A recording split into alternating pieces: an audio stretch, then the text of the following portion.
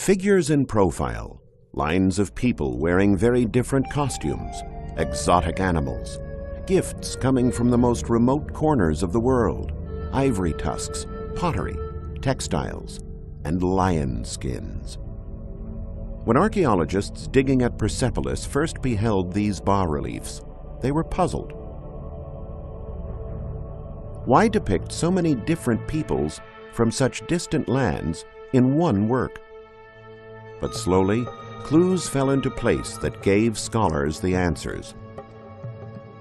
The people with the ivory tusk and the okapi are Ethiopians. The dromedary is typical of the Arabs.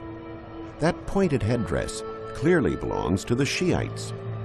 The Assyrians are portrayed with a cart, and here are Indians with a donkey.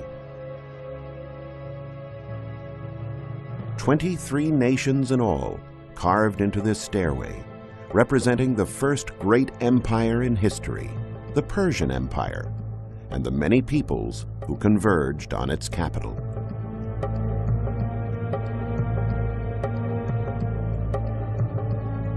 The vast Persian domain stretched from the African continent to the Indus River.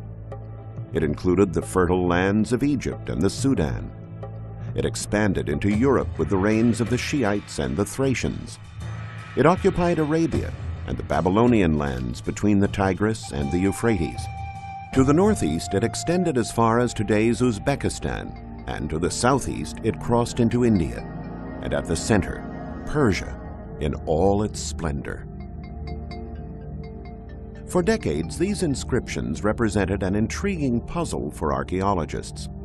In addition to being cuneiform, the text was written in 3 different languages. High up on the mountain of Behistun, perched atop a tall ladder, English Army officer Sir Henry Rawlinson valiantly transcribed the text. That was the easy part. It then took him 10 long years to decipher it. Thanks to the work of this great archaeologist, the puzzle was resolved in 1835, and a whole new world opened up to scholars. The history of the Persians, told this time through their own works. The Greek historian Herodotus wrote, "The Persians adopt foreign customs more readily than any other people." This sentence, written with perhaps a touch of contempt, actually reveals something positive and impressive about the Persians.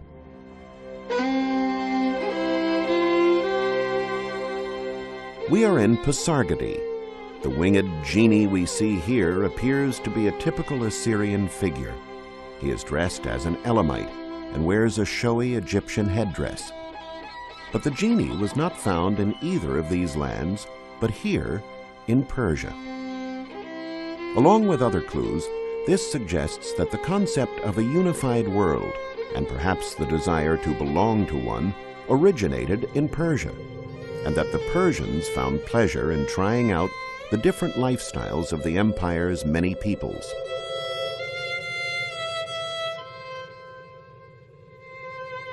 Pasargadae, founded in 553 BC, was the empire's first capital. Though later abandoned by the kings in favor of Susa and Persepolis, it was never left to decline.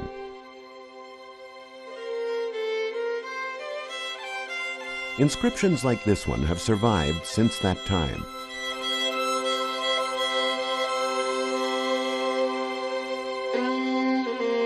I am Cyrus, an Achaemenid. Though it is also trilingual, written in Babylonian, Elamite, and Persian, the words call to light one of the greatest world leaders of all time. This is the tomb of Cyrus the Great, the man who built a boundless empire from nothing in just a few years.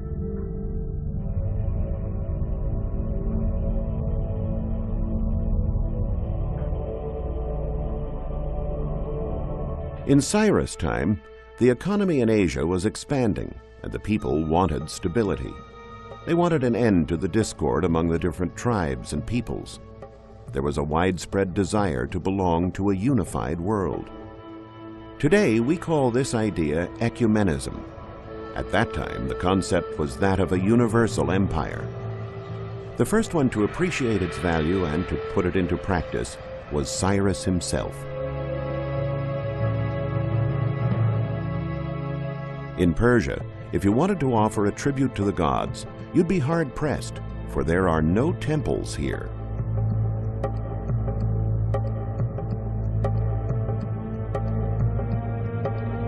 All over Persia, just as here around Pasargadae, altars have been found standing alone on open hilltops. The traces left by fire during sacrifices can still be distinguished. Along with other evidence, these discoveries helped archaeologists understand the nature of the Persian religion. For the Persians, all of creation was divine, the sky and the earth and all its elements. Hence, sacrifices were not held in an enclosed temple, but out under the open sky. They offered their sacrifices to the sun, to the moon, to the earth, to fire, all as elements of a single deity, Ahura Mazda, who incarnated the supreme good, an early form of monotheism. The Persians, however, did not force the peoples of their empire to believe in Ahura Mazda. They allowed freedom of worship. You could dedicate your sacrifice on the altars to any god you wished.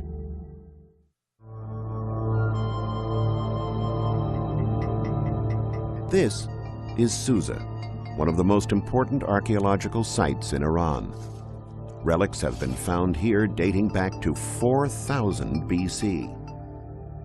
Years of excavation work have revealed only a fraction of the city, yet the great number of foundations and the remains of massive columns and capitals confirm that Susa was a palatial city equal in grandeur to Persepolis. Historical records tell us that under King Darius I in 512 BC, Susa grew in splendor, becoming a capital together with Persepolis. But why have two capitals? At 5,000 feet above sea level, Persepolis was covered by snow for most of the winter, and thus impractical for many of the governmental functions. With such a large empire to direct, the government certainly couldn't just shut down when the weather got bad. Instead, they transferred operations to Susa, a bona fide imperial capital in its own right. In Susa, archaeologists found glazed tiles that they quickly recognized as pieces of a larger picture. When they were arranged, like a sort of puzzle, they began to tell a story. They fit together to make elaborate tunics, golden jewelry, a javelin, a bow, and a quiver. But who were these warriors so richly adorned? Excavation work began in Susa in 1884. The first to realize that those warriors must have belonged to an elite unit were the French husband and wife team, the Dieulafoy.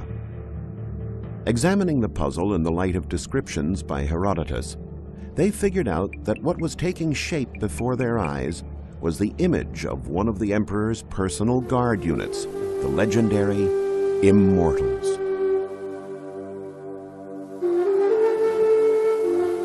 There were 10,000 guards to protect the emperor. When one of them was struck down in battle, another immediately took his place, giving the impression that their ranks were immutable. Hence the name, the Immortals. The king they defended represented the unified state, the power capable of imposing order. And in some parts of the empire, he was seen as a divinity.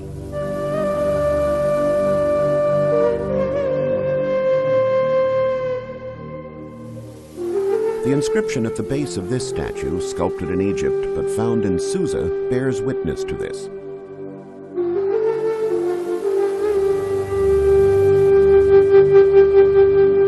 To you, Darius, are given power and stability.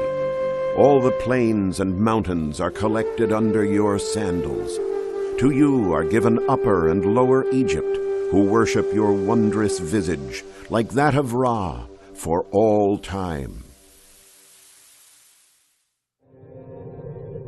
The magnificent archaeological site of Persepolis, one of the most important in the world, lay hidden for 2,000 years.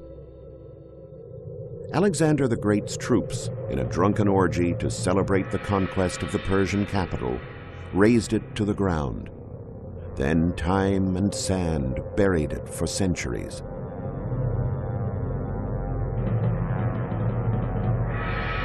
One of the excavated areas is the place where the court palaces stood. But around them is an entire city of servants' houses, artisans' workshops, and everything else that served life in the king's court, still waiting to be discovered and to reveal more secrets. This 9-pound golden tablet, a treasure in its own right, is a charter and gave scholars insight into the various construction phases of the palace city of Persepolis. By examining the remains of the buildings in the light of the translation of this and other inscriptions, archaeologists were able to attribute each newly excavated area to a particular emperor.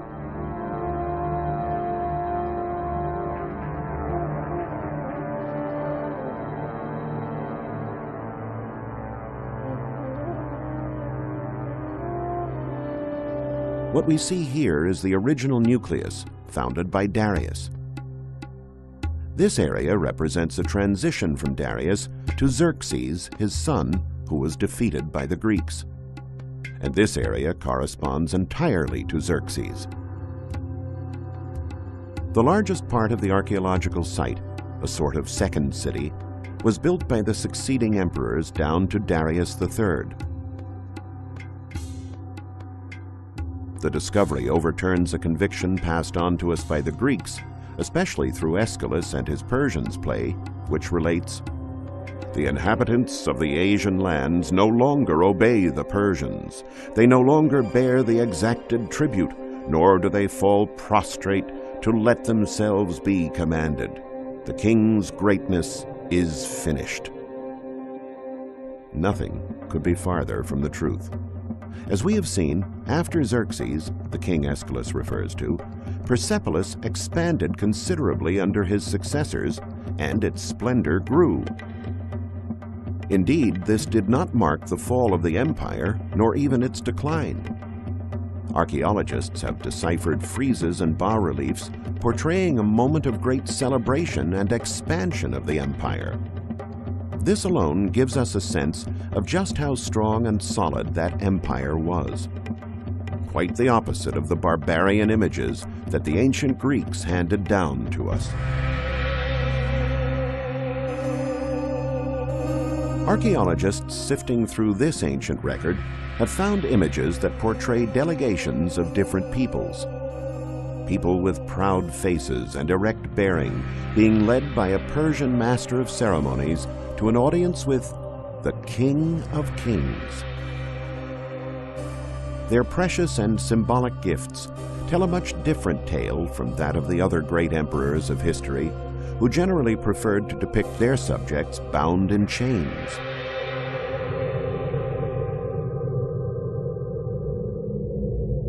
But the biggest revelation of all came from this bas-relief, found next to the processions of the peoples.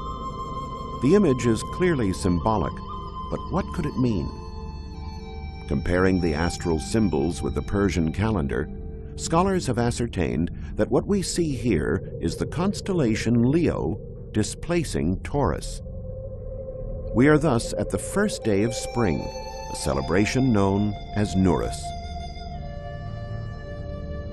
On this day, the people streamed in from neighboring areas and put up their tents around the center of the world, initiating the empire's greatest festival.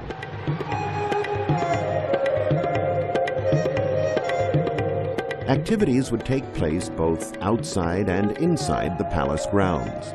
Those invited inside were in for a treat.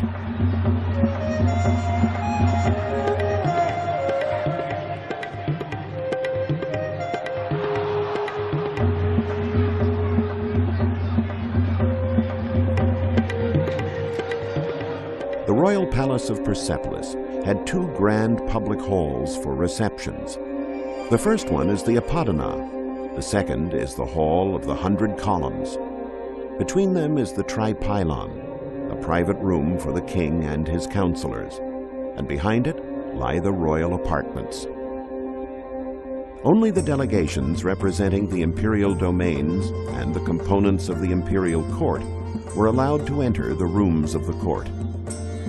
After ascending the great staircase to the level of the royal chambers, 13 feet higher than the rest of the courtyard, the delegates crowded into the Apodana through this grand portico. The doors and door jambs of the palace were carved in stone, which was very abundant around Persepolis, perched as it was on a terrace of living rock. The walls, on the other hand, were covered in terracotta.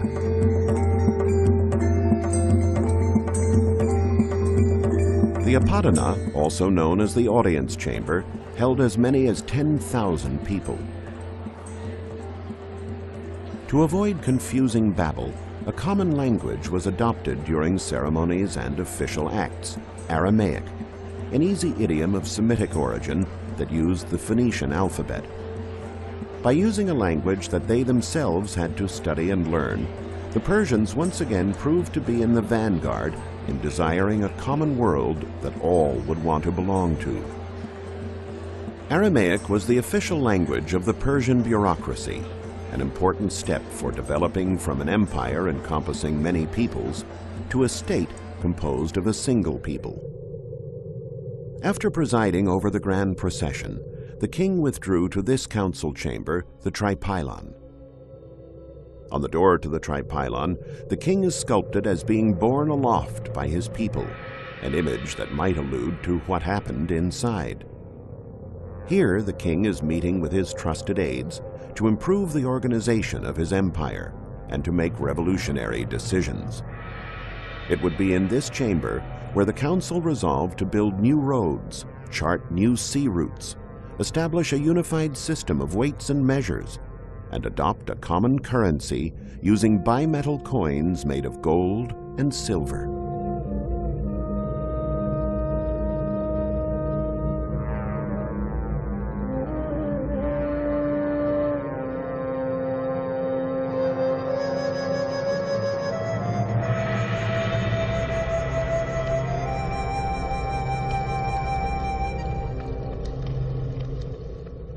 The north and south doors to the tripylon, leading to the king's private apartments, are decorated with bas-reliefs showing the king entering and leaving, followed by his servants.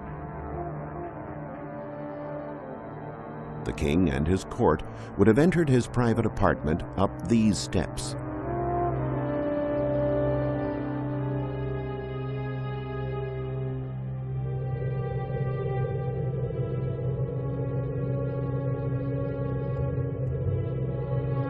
Inside the palace of Darius, you'd better be on your best behavior, or you might have to answer to the king's watchdog.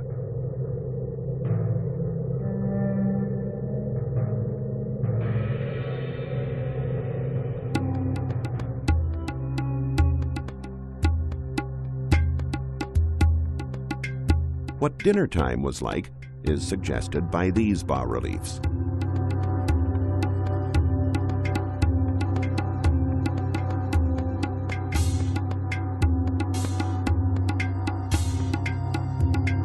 The dishes found here are made of precious metals, offering further testimony to the luxury that distinguished life in the king's court. The king, lord of the provinces and armies, appointed members of his family or his most trusted men to select positions and rewarded them with fabulous gifts.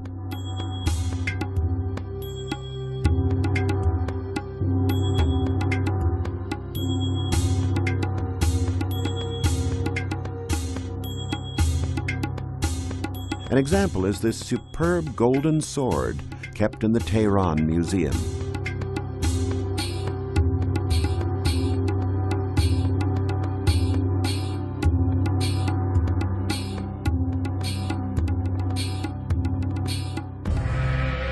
After the meal, the king and his entourage would move toward the Hall of the 100 Columns.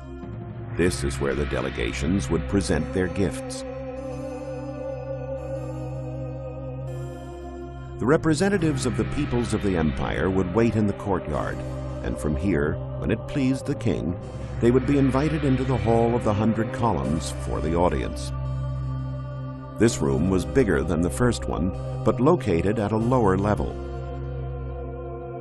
There was a grand portico before this hall as well. It was richly decorated, hinting at the sumptuousness and sacredness of the chamber within. Not everyone was allowed to approach the king. Sometimes you'd have to be content with just a glimpse of the emperor.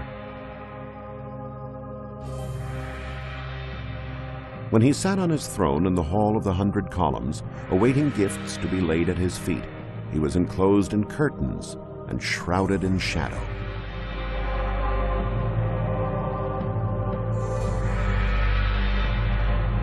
The sparkling of his scepter was the signal that granted the right to speak. Only a very few, as we see in this bas-relief, were allowed to approach him and pay homage with a deferential kiss. The hall is so named because it really contained 100 columns in rows of 10, a forest of stone trunks towering almost 65 feet. So those who were not lucky enough to catch sight of the king could at least enjoy the magic of this enormous hall, which evoked the vastness of the Persian Empire. Mythological animals on the tops of the columns watched over the king, protecting his city and his people. A few miles from Persepolis, archaeologists discovered this building with a square foundation almost 40 feet high. What it was is still a mystery, sparking vigorous debate among scholars, not just because of its unknown origin, but also for its location close to the walls of Mount Nakshi-Rustam.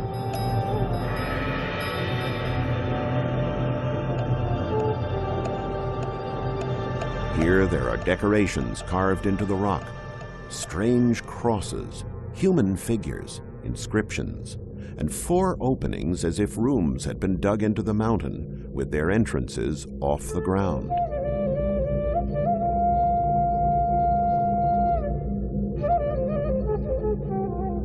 There are several hypotheses regarding this work. Some say it is a temple of fire, others that it is a watchtower. But the most alluring idea of all is that it once was a library where sacred texts were kept. If you get close enough to the wall, you can see figures that, more than any others, helped scholars understand what is being said here. They are Persians who are mourning the death of their emperor. The crosses of Nakshi-Rustam are the royal tombs of Darius I and his immediate successors. Darius, the great conqueror, who expanded the Persian Empire from India to Egypt, was the first Persian king to have carved into the mountains images and phrases that were true political messages, his spiritual testament. It is here, on a mountain, not in a book, that the true history of Persia is written. That which was ill done, I made good. The provinces were in upheaval. One man was fighting against the other. I brought peace. My law keeps the stronger from harming the weaker.